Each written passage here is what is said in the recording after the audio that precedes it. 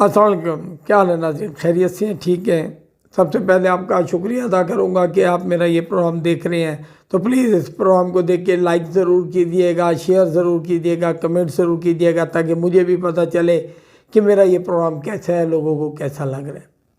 ناظرین، آج جو افسوسناک ایک خبر ہے وہ کل والی ایک خبر چل رہی ہے، جو ہماری چینل 5 کی بڑی سینئر رپورٹر صدف نعیم، جو کہ کاموکی میں عمران خان کے جلسے کی، اس کے لانگ مارچ کے جلسے کی، اس کے جو لانگ مارچ تھا اس کی کوریج کرتے ہوئے ٹرالے کے نیچے آئی اور اپنے خالق حقیقی سے جا ملی۔ ناظرین، صدف نعیم 2 بچوں کی ماں تھی اور بہت ایکٹیو صحافی تھی۔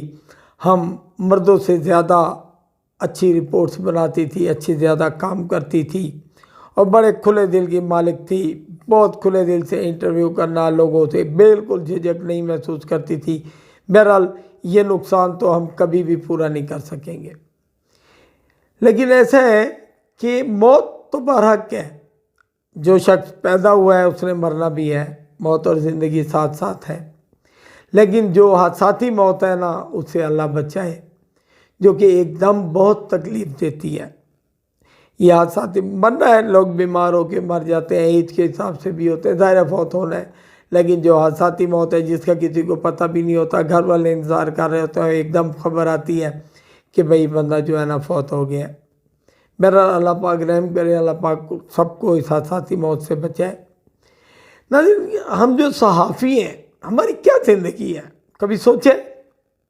سارا دن سڑکوں پہ بھاگتے ہیں، جلوسوں میں جاتے ہیں، کوریج کرتے ہیں، کبھی کسی ڈی پی او کی کانفرنس آ گیا، پریس کانفرنس، کبھی کسی آر پی او کی پریس کانفرنس آ گیا، کوئی ایم این اے ہے، کوئی ایم پی ہے، ہم نے بھاگ کے اس کی کوریج کر کے اپنی جو صحافتی ذمہ داریاں پوری کرنی ہیں۔ اسی طرح ہماری یہ بہن صدف نعیم بھی جو ہے نا اپنی صحافتی ذمہ داری پوری کر رہی تھی، تو وہاں پہ کھڑی تھی ایک روڈ کے جہاں پہ آہستہ آہستہ جو ہے یہ قافلہ جا رہا تھا، وہاں پہ ان کا پاؤں سلپ ہوا اور یہ کنٹینر کے ٹائر کے نیچے آ گئی۔ بہت افسوس ہوا، فوری طور پہ وہیں پر ہی موقع پر ہی جہاں بہک ہو گئی۔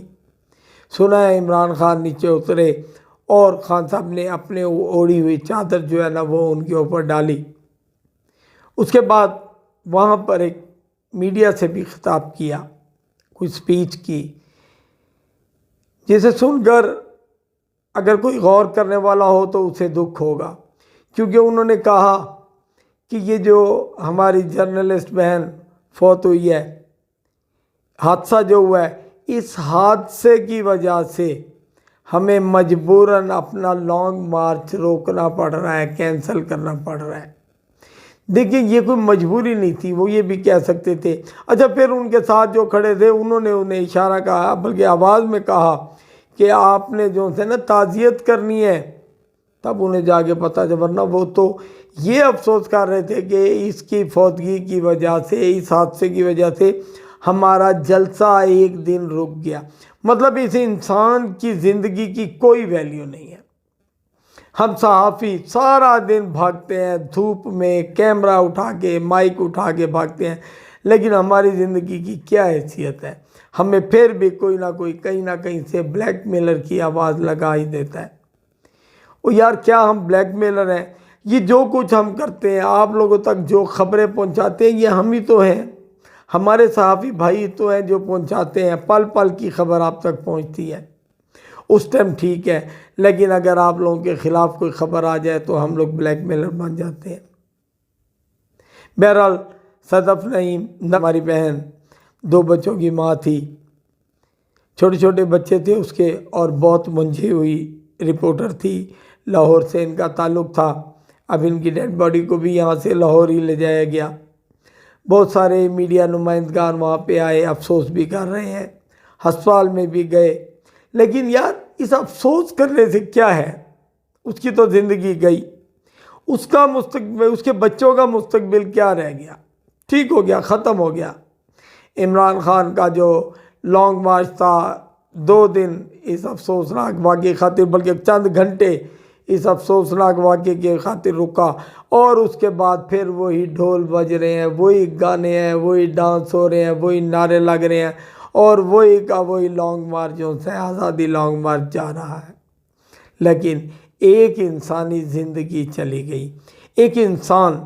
کیا ہم صحافیوں کی حیثیت جانور سے بھی کم ہے؟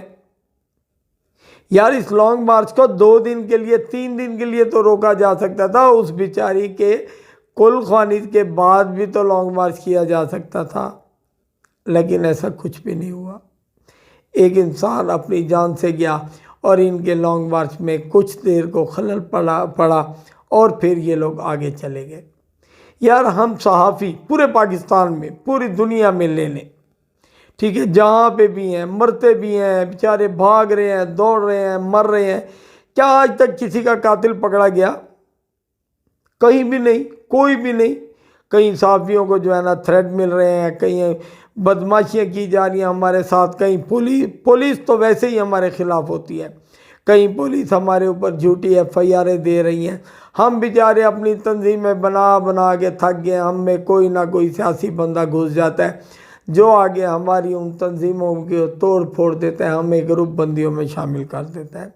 اور ایسا ہی ہوتا ہے، ہم جتنے بھی صحافی ہیں اگر ہم ایک مٹھ ہو جائیں، اکٹھے ہو جائیں، تو کسی میں جرأت نہیں ہے ہمیں بگاڑ سکے، کیونکہ ہم ریاست کا چوتھا ستون ہے۔ صحافت کے بغیر کوئی بھی ریاست قائم نہیں ہو سکتی، اس کا چوتھا ستون ہم لوگ ہیں، کیونکہ ہم لوگوں نے ہی، مجھے یاد ہے میں نے ایک دفعہ فاروق لغاری کا انٹرویو کیا تھا یہاں ڈیرہ غازی خان میں، تو فاروق لغاری، میں کوئی آدھا گھنٹہ لیٹ ہوا تو میری وجہ سے وہ پروگرام ان کا لیٹ ہو گیا۔ جب میں گیا تو کچھ دوست ناراض ہوئے، تو فاروق لغاری نے بڑی پیاری بات کی، اس نے کہا تسا صحافیوں دی وجہ تو اسا سیاستدان جیندے رہندے ہیں۔ مقصد کہنے کا یہ ہے کہ ہم صحافی جب تک ان کی خبروں کو نشر نہیں کرتے ان کا آگے کسی کو نہیں پتہ ہوتا، لیکن ہم صحافیوں کی کیا زندگی ہے؟ کوئی ادارہ تنخواہیں دیتا ہے، جس طرح دیتا ہے وہ ہمیں معلوم ہے، افسران کے پاس جس طریقے سے جاتے ہیں، افسران جتنی عزت کرتے ہیں وہ بھی ہمیں معلوم ہے۔ لیکن ہماری جو یہ بہن فوت ہو گئی، اللہ پاک اسے جنت میں جگہ عطا فرمائے، چینل 5 کے لیے ایک بہت بڑا نقصان ہے، یہ نقصان بہت مشکلوں سے پورا ہوتا ہے۔ بہرحال اللہ پاک ہماری بہن کو جنت الفردوس میں جگہ عطا فرمائے، اس کے بچوں کو جو ہے صبر جمیل عطا فرمائے، اور ان کے مستقبل کے لیے بھی کوئی راستہ بنا دے۔ باقی آئندہ کے لیے بھی اپنے پیارے دوستوں کو، بھائیوں کو، صحافیوں کو، بہنوں کو یہی گزارش کروں گا کہ خدارا اتنے جذباتی نہ ہو، کسی بھی ریکارڈنگ کرنے کے لیے، کوئی بھی پروگرام کرنے کے لیے اتنے جذباتی نہ ہو کہ اس میں آپ کی زندگی ہی چلی جائے۔ خدارا سوچئے اور بار بار اپنے گھر والوں کے لیے، اپنے بچوں کے لیے سوچنے کے بعد اپنی رپورٹنگ کیجیے، اور کوشش کیجیے اپنی زندگی کو سب سے پہلے بچائیں۔ اس کے ساتھ ہی آپ سے اجازت چاہوں گا، اللہ نگہبان۔